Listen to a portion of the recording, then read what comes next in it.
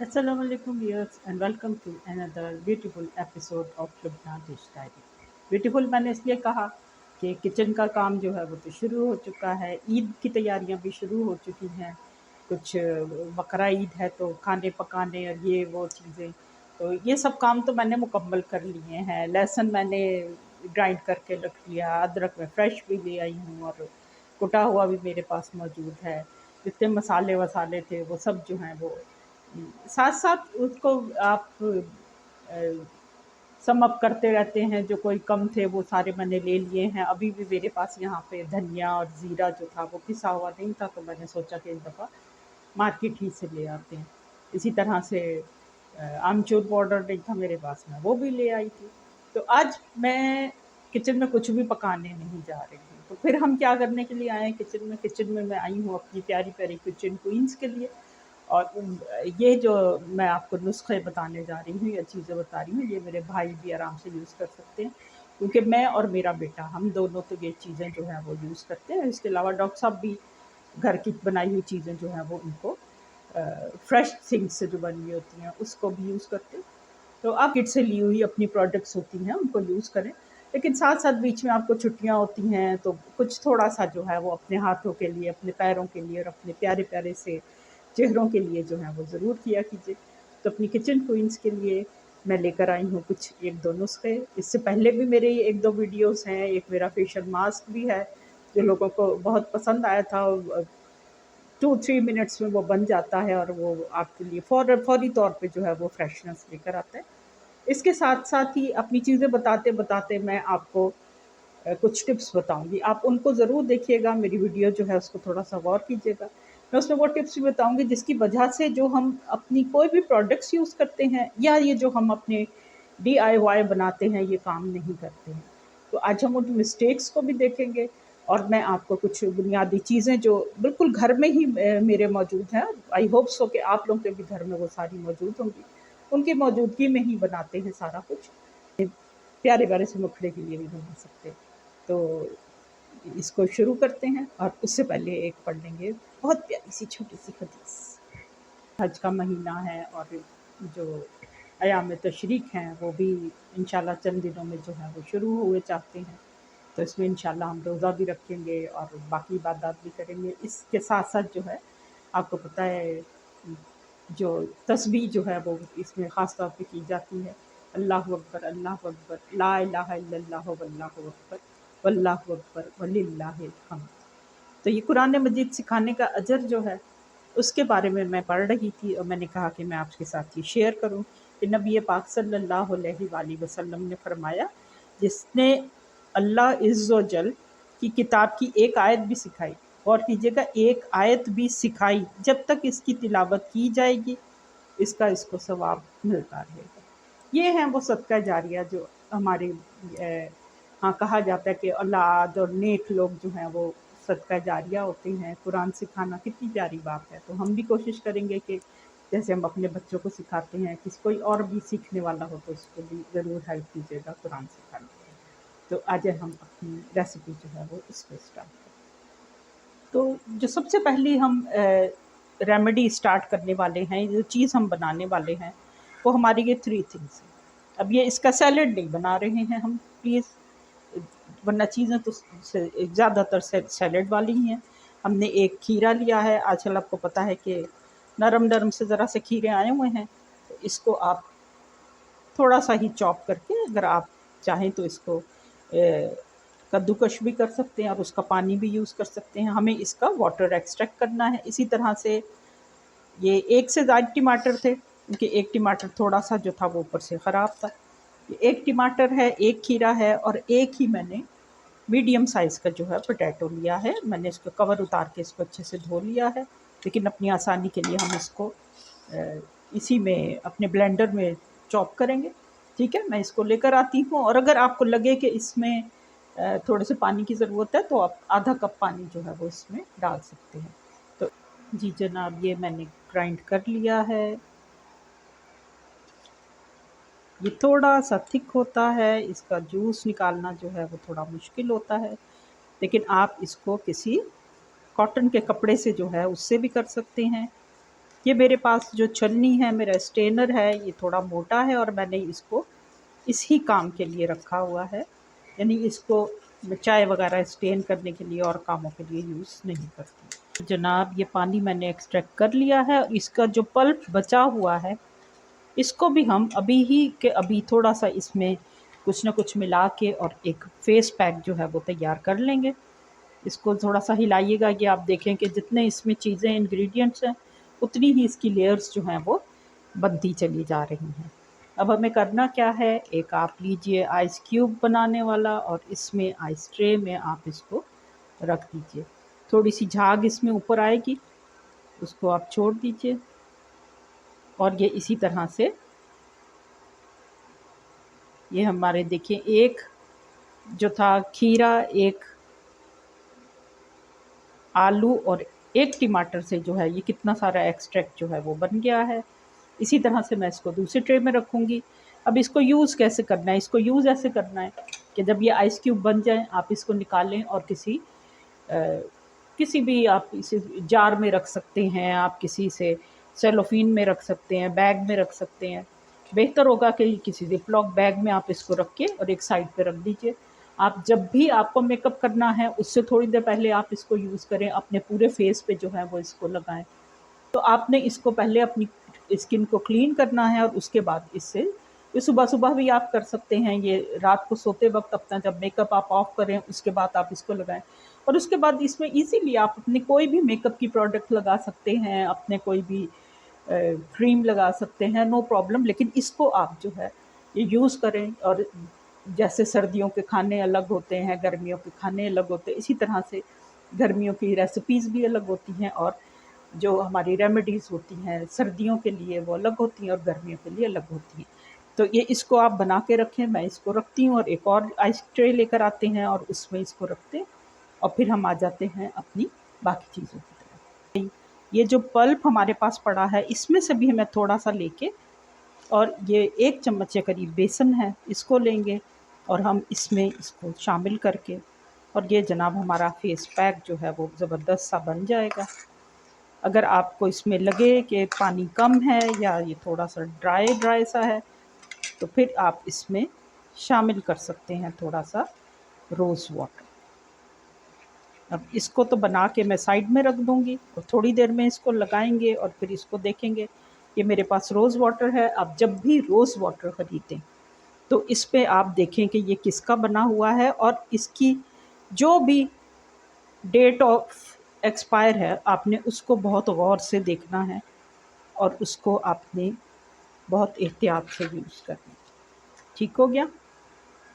इसको मैं साइड में रखूँगी। इसमें हमारे पास टमाटर का पल्प है, पोटैटो यानी आलू का पल्प है और खीरे का पल्प है। इसको हम थोड़ी देर के लिए रखेंगे और फिर इसको यूज़ करेंगे।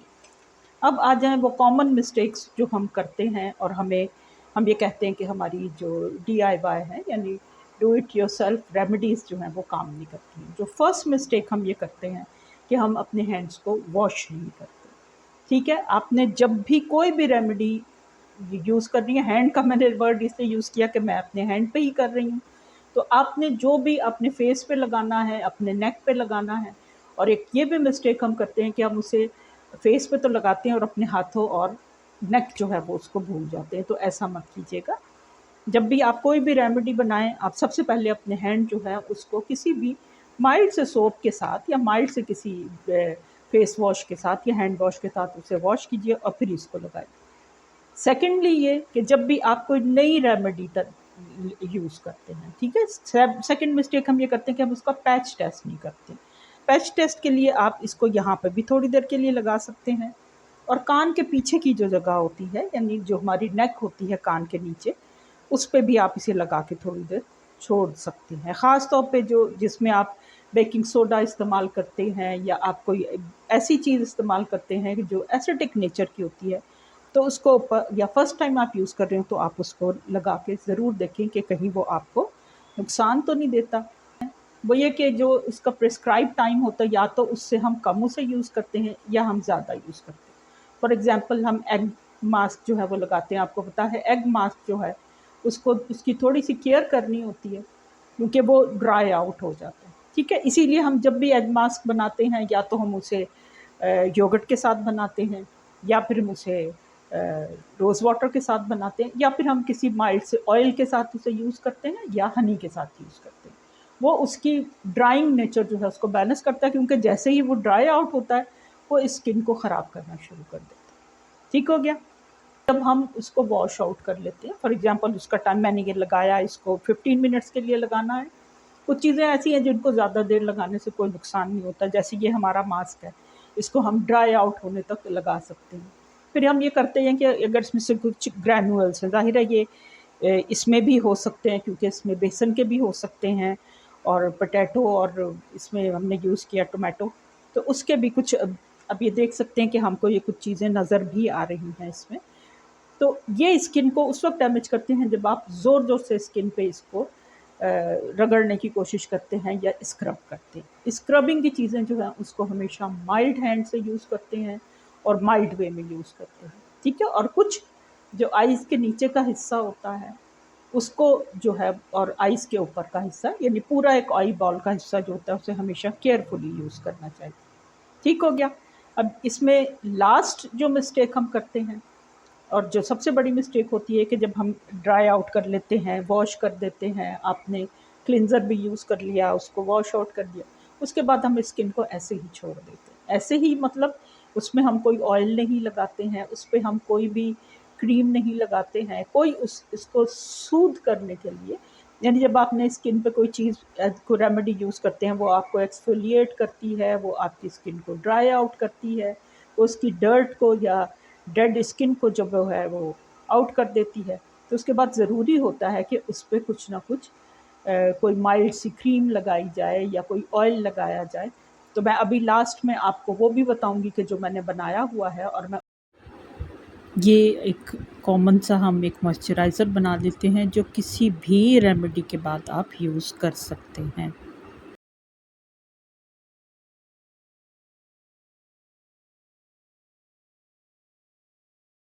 ऐसे बताऊँगी कि जो मेरे घर में और मैं हमेशा जो है वो यूज़ करती हूँ। इसमें हमारे पास जो राइस वाटर के साथ है, वो मैं यूज़ करती हूँ बेसन और हल्दी। जी जनाब, हमारी सेकंड रेमेडी का भी चीज़ें पूरी हो गई हैं। इसमें 1 टीस्पून जो है मैंने हल्दी ली है। इसको सिर्फ़ 2 टेबलस्पून ले लीजिए, क्योंकि इसमें थोड़ा-सा हम हनी भी यूज़ करेंगे, तो बहुत ज़्यादा अ, इसे लिक्विडी नहीं करना है। इसके अलावा आप इसमें टर्मरिक यूज़ करें, आप बाज़ार वाली ना यूज़ करें, आप अगर आपकी घर वाली है वो यूज़ करें। और इसमें कि जो जंगली हल्दी होती है, यानी वाइल्ड टर्मरिक जो होती है, उसका असर ज़्यादा होता है। मैंने भी उसको कभी यूज़ नहीं किया, लेकिन अगर आपको मिले तो आप उसको ज़रूर यूज़ कीजिएगा। ठीक हो गया? इसमें भी हमारी 3 चीज़ें हुई हैं, राइस वाटर है, इसमें चिकपी पाउडर है यानी बेसन है, और इसमें थोड़ी-सी जो है वो हम हनी यूज़ करें। अब ये सारी ही चीज़ें हमारे घर में होती हैं, इसको आप आराम से जो है वो यूज़ कर सकते हैं।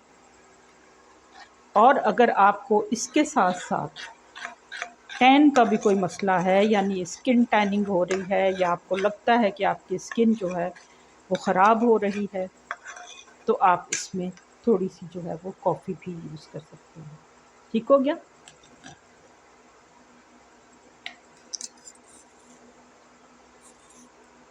हाफ़ टी स्पून जो है वो इसमें कॉफ़ी यूज़ करें। अब जनाब देखिए कि ये हमारे पास एक ज़बरदस्त सी हमारी रेमेडी जो है वो तैयार हो गई है। स्किन टैनिंग के लिए आप इसे चाहिए कह लीजिए, आप चाहिए इसको अपनी स्किन एक्सफोलिएशन के लिए आप यूज़ कर दें।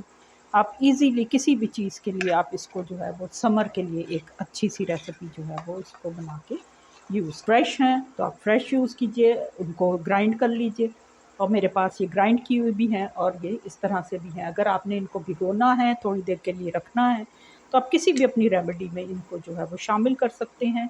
और अगर आपके पास नहीं है, तो फिर आपने रोज़ वाटर जो है स्प्रे और ये समझ लीजिए कि ये तो एक ऐसा स्प्रे है कि जो आपने अब पूरा समर जो है वो आप पे काम आने वाला है। रोज़ वाटर स्प्रे है, इसको फ्रिज में रखिए और सुबह जो है वो आप इसको अपने साथ ऑफिस ले जाइए या अपने साथ स्कूल ले जाइए, कॉलेज ले जाइए, यूनिवर्सिटी ले जाइए और अपने मेकअप के ऊपर भी आप इसको आराम से यूज़ कर सकते हैं। जी व्यूअर्स, हम यहाँ से स्टार्ट कर रहे हैं और जो मैंने एक रेमेडी बनाई थी वो तो मेरे बेटे जो हैं वो ले गया उठा के, क्योंकि वो यूज़ करते हैं। अब इसमें हमें ये करना है कि हमने जो चीज़ें लेनी हैं उसमें हमारे पास ये ऑरेंज पील ऑफ, ठीक है, orange peel of plus pomegranate peel of है। ये अनार को छिलके जो हैं उनको सुखा के और ये सारी मैंने बनाई हुई होती है। इसको हम 1 चम्मच दही इसमें यूज़ करेंगे और इस रेमेडी के साथ सिर्फ ये है कि आपने इसको थोड़ी देर का टाइम देना है, क्योंकि ऑरेंज जो है वो चूँकि ड्राई हो चुका है तो उसको थोड़ा-सा फ्रेश होने में टाइम लगता है। थोड़ा-सा हम ये अपना वाटर लेंगे, राइस वाटर। आप यकीन करें, आप सिर्फ़ राइस वाटर और इसमें सिर्फ़ बेसन मिला के भी कर लें तो ये भी एक बहुत ज़बरदस्त रेमेडी जो है वो बन जाती है। लेकिन मेरा दिल चाह रहा है कि मैं 2-3 तरह की आपको बताऊं ताकि आपकी जो भी मसरूफ़ियात हैं उसमें से आप अपना टाइम निकालें। ये मेरा घर का रखा हुआ एलोवेरा है, इसमें 1 चम्मच एलोवेरा हम ले लेंगे।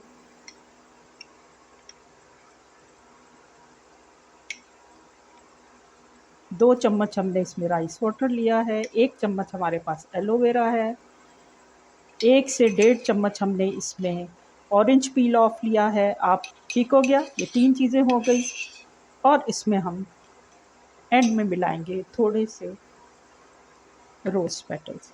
ये फ्रेश रोज़ पेटल्स हैं, मैंने ग्राइंड करके भी रखे हुए हैं लेकिन ये मैं इसमें फ्रेश ही यूज़ कर रही हूँ, ठीक है।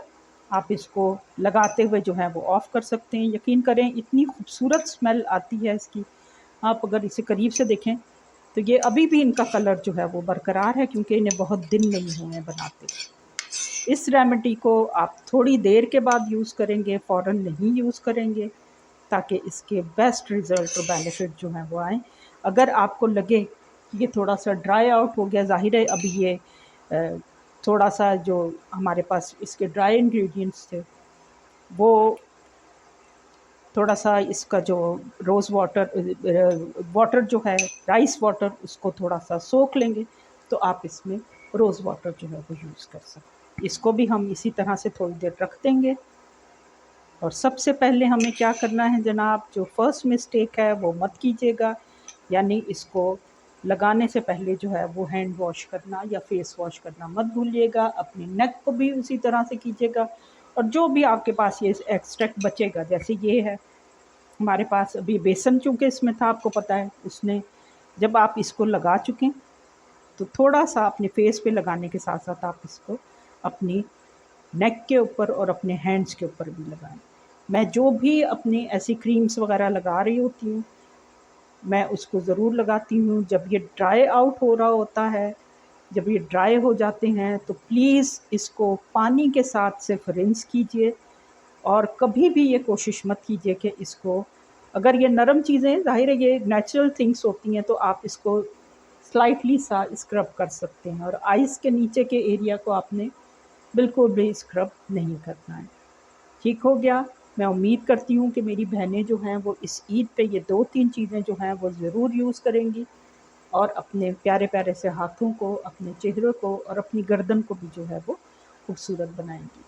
मैं अपनी जो पहले की रेसिपीज़ थी कोरियन स्किन के लिए राइस वाटर के साथ थी और राइस एक्सट्रैक्ट के साथ थी सारी, उसका लिंक भी शेयर कर दूँगी और जो मेरा एक क्विक सा मास्क है ग्रीन मास्क, उसकी भी मैं रेसिपी जो है वो आपके साथ शेयर कर दूँगी। आप इसको यूँ कीजिएगा, ये अभी से ड्राई आउट हो रहा है और ये बड़ा ही अच्छे इनके रिज़ल्ट्स होते हैं। यकीन करें कि ये करने के बाद रेमेडीज़ आपकी स्किन खुश हो जाएगी। तो अब की दफ़ा जो है ईद पे मेरे बताए हुए तरीके से जो है वो घर पे अपने आप को इसको चंद मिनटों में बनाएँ और यूज़ करें। और ये सारी चीज़ें तो आप सब लोगों के पास होती हैं, मैंने आपको बताई हैं। इनको यूज़ कीजिएगा और याद रखिएगा। इंशाल्लाह नेक्स्ट रेसिपी अब इंशाल्लाह किसी खाने की रेसिपी के साथ दोबारा हाज़िर होंगी। तब तक के लिए अल्लाह हाफ़िज़।